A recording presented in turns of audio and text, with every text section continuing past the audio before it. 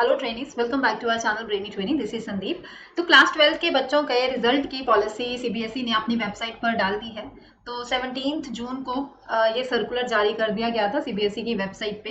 अभी तक तो आप सबको पता चल गया होगा कि पॉलिसी क्या है। 30+30+40% की वेटेज जाएगी क्लास 10th, क्लास 11th और क्लास 12th की। पर अभी तक बच्चे बहुत ज्यादा कंफ्यूज्ड है कि किस तरह से ये कैलकुलेशन की जाएगी, किस तरह से हमारा रिजल्ट तैयार किया जाएगा, क्या 10th के मार्क्स होंगे, क्या क्लास 11th के होंगे और किस तरह से क्लास 12th के मार्क्स कैलकुलेट किए जाएंगे। तो आज इस वीडियो में मैं बहुत ही सिंपल वे में आपको एक एग्जांपल देके अच्छे से समझाने वाली हूँ, जिससे अगर आप पूरी वीडियो को एंड तक देखोगे ना बच्चा, तो आपको अच्छे से समझ में आ जाएगा और खुद से ये वीडियो देखने के बाद आप खुद से अपनी क्लास 10th की मार्कशीट निकालोगे, क्लास 11th की मार्कशीट निकालोगे और अपना रिजल्ट खुद से तैयार कर सकते हो। इस सर्कुलर में ये भी लिखा है कि एंड ऑफ द जुलाई आपका रिजल्ट आ जाएगा, लेकिन आपको एंड ऑफ द जुलाई तक वेट करने की कोई जरूरत नहीं है। अगर आप मेरे इस बताए गए मेथड से कैलकुलेशन खुद से करोगे तो आप आज ही अपना रिजल्ट पा सकते हो। और जितना भी आप रिजल्ट निकालोगे, जितना अपनी परसेंटेज निकालोगे, आप ये सोचो कि आपका उससे 2% ज्यादा ही आएगा, कम नहीं आएगा।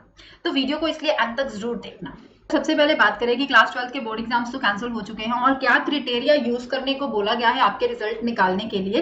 80, 70, 60, 50, 30 इस तरह से मार्क्स आपके स्कूल की तरफ से दिए जाएंगे।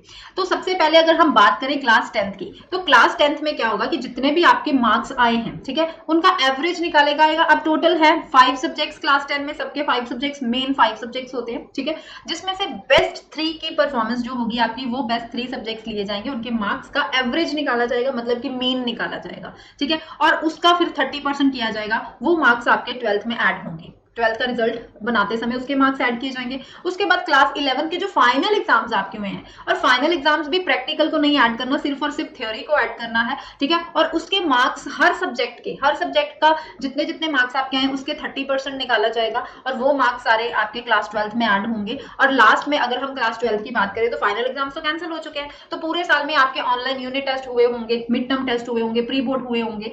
तो उन टेस्ट को देखकर, ठीक है, ये फ्लेक्सिबिलिटी दे दी है सीबीएसई बोर्ड ने कि या तो इन तीनों को एवरेज कर दिया जाए, ठीक है, और उसका 40% किया जाए, या तो अगर स्कूल वाले ये भी देख सकते हैं कि अगर बच्चों के यूनिट टेस्ट सबसे अच्छे गए हैं तो यूनिट टेस्ट को देख ले लो, उसका 40% निकाल लो, या मिड टर्म को निकाल लो, अगर मिड टर्म अच्छा गया सब बच्चों का तो मिड टर्म को ले लो, या अगर प्री बोर्ड अच्छा गया तो उसको ले लो। तो ये स्कूल के ऊपर है, ये स्कूल को पूरे का पूरा हक दे दिया गया है कि आपके ऊपर डिपेंड है कि आपको तीनों का मीन निकालना है, 2 का एवरेज करना है, या 1 को लेकर चलना है तो उसका 40% करना है। तो ये 40+30+30 इस तरह से 100% इस तरह से क्लास 12th का रिजल्ट तैयार किया जाएगा, ठीक है। अगर बात करें हम प्रैक्टिकल जो इंटरनल असेसमेंट की, उसमें कोई भी चेंज नहीं किया गया। उसी में अभी लास्ट में जो सर्कुलर आया था जिसके ऊपर मैंने वीडियो बनाई थी, उसमें मैंने आपको बताया था सेम उसी तरीके से आपका वो प्रैक्टिकल को इंटरनल असेसमेंट के मार्क्स लगेंगे जो 20 मार्क्स में से आपके लगते हैं, और वो तो आई थिंक अपलोडेड भी कर दिए गए हैं सीबीएसई के पोर्टल पे आपके स्कूल की तरफ से।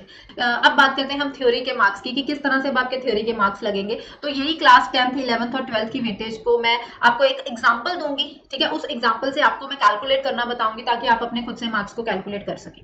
तो ये मैंने एक शीट बनाई है, ठीक है। मान के चलो कि एक बच्चा है, अब हम अगर किसी का नाम ले तो आप लोग बुरा मान जाओगे, एक बच्चे का नाम ले लेते हैं ABC। ABC एक स्टूडेंट है, ठीक है, उसके क्लास 12th है। अब ये 80 मार्क्स की मैं एवरेज ले, ये मैं 80 मार्क्स में ले रही हूँ, मैक्सिमम मार्क्स मैं 80 में से ले रही हूँ, ठीक है। अब 10th क्लास का 30% का रिजल्ट निकालना है, एवरेज करना है। अब 10th क्लास में 30% के मार्क्स लगेंगे 12th में। तो सबसे पहले मान लो कि ये सब्जेक्ट 1 है, 2 है, 3 है, 4 है, 5 है, टोटल 5 सब्जेक्ट्स है। मैंने सब्जेक्ट्स के नेम्स नहीं लिखे, मैंने 1 2 3 4 5 लिख दिया। अब मान लो 1 सब्जेक्ट में 75 मार्क्स आए, किस बच्चे के, ABC बच्चे के। उसके बाद सेकंड सब्जेक्ट में 80 मार्क्स आए, थर्ड में 70 आए, 65 आए और 75 आए। अब आपके जो सर्कुलर में आपका जो क्राइटेरिया नया आया है रिजल्ट निकालने का क्लास 12 का, उसमें लिखा है कि क्लास 10th के बेस्ट 3 सब्जेक्ट्स की जो परफॉर्मेंस गई है वो निकालनी है। अब इसमें से बेस्ट 3 कौन सा है, एक तो ये 75 है, एक ये 80 है और उसके बाद ये लास्ट में 75 है। तो ये 3 बेस्ट मार्क्स आए हैं, तो इन तीनों को उठाना है, इसका मीन निकालना है। मीन मतलब इसका एवरेज निकालना है। तो क्या होता है average, sum of the observation divided by the number of observations. तो इनको हम ऐड करेंगे, नंबर ऑफ ऑब्जर्वेशंस कितनी है, 3, तो 3 के साथ इसको बाद में डिवाइड कर दो, ठीक है। अब 75 + 80 + 70 इन तीनों को प्लस करो तो कितना होता है, अब तीनों को प्लस करो तो कितना होता है, 230।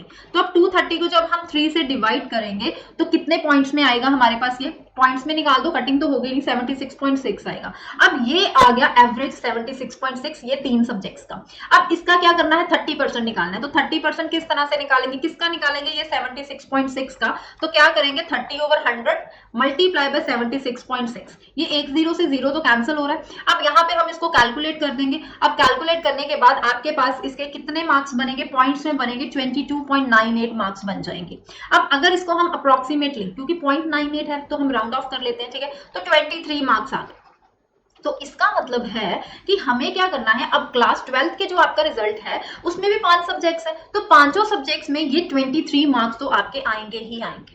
समझ में आई बात, कि क्लास 10th का एवरेज हमने 3 सब्जेक्ट्स का 23 मार्क्स लिया। अब ये 23 मार्क्स हर आपके क्लास 12th में हर सब्जेक्ट में 23 मार्क्स, एक तो ये हो गए, उसमें भी आपको 80 मार्क्स का, जैसे आपको यहाँ पे अगर हम 80 मार्क्स ले रहे हैं, 12th में भी हम 80 का लेंगे, 11th में भी हम 80 का ही लेंगे एग्जाम्पल, ठीक है। तो इसमें 23 आए, तो ये 23 उस 80 मार्क्स में से एक तो ये 23 बन गए। अब हम चलते हैं क्लास 11 पे। क्लास 10th का आप इस तरह से एवरेज निकाल लोगे अपना, ठीक है। तो आप मार्कशीट अपनी देके अपने बेस्ट 3 मार्क्स उठाओ और उसको इस तरह से कैलकुलेट कर लो। अब यहाँ पे क्लास 11th पे आते हैं, ये भी 80 मार्क्स का आपके एग्जाम हुए थे, ठीक है। अब इसका भी हमें 30% चाहिए, तो किस तरह से, मान लो ये 5 सब्जेक्ट्स हैं आपके पास, ठीक है। सब्जेक्ट 1 में 70 आए, सब्जेक्ट 2 में 75, फिर 35, 65, फिर 80, फिर 70। अब आपको इसमें क्या करना है, 30% ईच सब्जेक्ट का लेना है। क्लास 10th में हमने 30% किसका लिया, एग्रीगेट एवरेज लिया, कि जो हमने 3 सब्जेक्ट्स का एवरेज निकाला उसमें 30% किया, लेकिन इसमें हर सब्जेक्ट में 30% करना है। तो जैसे ये फर्स्ट है 70, तो हमने 30% किसका करना है, ऑफ 70। तो इसको जब हम कैलकुलेट करेंगे, परसेंट को हटाया, ओवर 100 मल्टीप्लाई बाय 70 किया,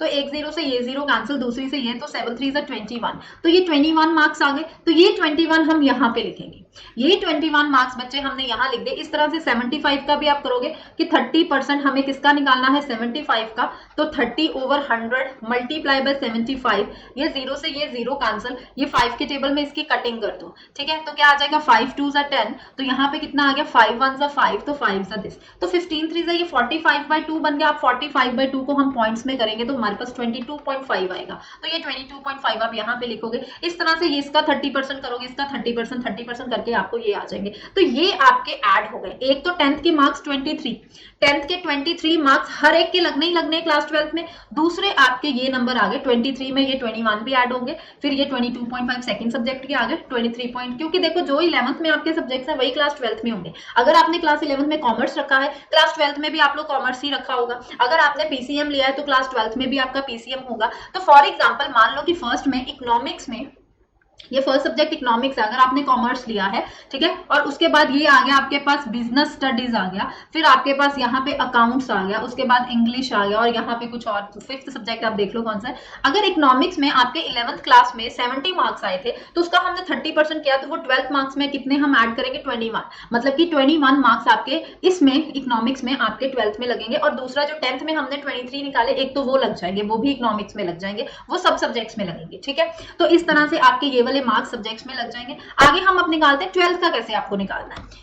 अब ये रहा 12th का, ठीक है। 12th का भी मैक्सिमम 80 मार्क्स में उनको कन्वर्ट करना है, क्योंकि अब 12th में क्या करना है, फाइनल एग्जाम्स तो हुए नहीं, ठीक है। तो यूनिट टेस्ट जो आपके हुए होंगे, ठीक है, या आपके कौन से हुएंगे, मिड टर्म जिसको हाफ ईयरली बोलते हैं, और थर्ड में प्री बोर्ड, या तो इन तीनों का एवरेज निकाला जाएगा, ठीक है। या अगर मान लो आपके स्कूल में सबसे अच्छे, सबके नंबर यूनिट टेस्ट में बहुत अच्छे आए, तो वो यूनिट टेस्ट को कन्वर्ट करेंगे पहले 80 में, ठीक है। तो उसके बाद उसके मार्क्स उसमें 40% करेंगे ऐड, तो 40% निकालेंगे उसका, ठीक है। यहाँ मिड टर्म अगर आपके 80 मार्क्स के हुए तो वेल एंड गुड, फिर उसको तो कन्वर्ट करने की जरूरत ही नहीं, 80 में सीधा 40% कर देंगे। प्री बोर्ड भी अगर आपके 80 के हुए तो भी ठीक है, अगर 70 के हुए तो उसको फिर कन्वर्ट करना पड़ेगा। तो आप ये सोच लो कि कन्वर्ट करके, मान लो इन तीनों का या एवरेज ले लिया, या इन दोनों दो का एवरेज लिया, या तीनों में से एक का निकाला, ये कन्वर्ट करके आपके आ गए कि मान लो सब्जेक्ट 1 में, जैसे हमने यहाँ पे लास्ट स्लाइड में क्लास 11th में इसको इकोनॉमिक्स बीएसटी अकाउंट्स लिया था, वैसे ही अगर मान लो ये हमने इकोनॉमिक्स ले लिया, ये हमने बीएसटी ले लिया, ये हमने अकाउंट्स लिया, यहाँ पे इंग्लिश लिया, तो आपके यहाँ पे 75 मार्क्स बनते हैं। अब इसका 40% करना है, 40% आपको 75 का करना है, तो 40/100 मल्टीप्लाई बाय 75, इसकी आप लोग कटिंग करोगे, ये 2 के टेबल में गया, देन ये 5 1 हो गया, तो 5 1 ये आ गया हमारे पास 5 सा, तो 15 2 कितने आ गए, 30, तो ये 30 मार्क्स आपके यहाँ पे लग गए। इसी तरह से ये भी 30 मार्क्स इसके हो गए। अकाउंट्स में 70, तो उसका 40% क्या, 28 हो गए। इंग्लिश में मान लो 65 है, उसका 40% क्या, 26 आ गए। तो इस तरह से ये आपका क्लास 12th का रिजल्ट बना, ठीक है। ये क्लास 12th के 40% लिए, ये हमने क्लास 11th के 30% लिए। उसके बाद ये हमने जो 23 मार्क्स हर सब्जेक्ट में 23 हर एक के 23 हम लोग ऐड करेंगे क्लास 12th का, तो ये क्लास 10th के 23 5 के 5 सब्जेक्ट्स में लेंगे। अब हम फाइनल अपना रिजल्ट बनाते हैं। देखो इस तरह से आपको अपना फाइनल रिजल्ट बनाना है। मैक्सिमम मार्क्स कितने होंगे? 80 थ्योरी के, 20 प्रैक्टिकल के जो ऑलरेडी आपके लग चुके हैं, तो टोटल 100 मार्क्स हो गए। ठीक है, तो 10th के कितने हैं? 30%, 11th के कितने हैं? 30% और 12th के 40%, तो इनको मिला के आपके कितने 100% का रिजल्ट बनाना है। अब जितने क्लास 12 के 23 बने थे, हमने ये पांचों सब्जेक्ट्स पर 23 लिख दिया। क्लास 11 के जो हमारे 30% में आए थे सारे सब्जेक्ट्स के, ये 21, 22.5, 19.5, 24 सबको लिख दिया। इस तरह से जो 40% हमने क्लास 12 के निकाले थे 30, 28, 26, 24 इन सबको लिख दिया। अब हमें क्या करना है? टोटल करना है, मतलब इन तीनों को आपस में प्लस करके आ गया हमारे पास 74। मैं एक बार इसको इरेज करती हूँ ताकि आपको थोड़ा ये यहां से दिख जाए।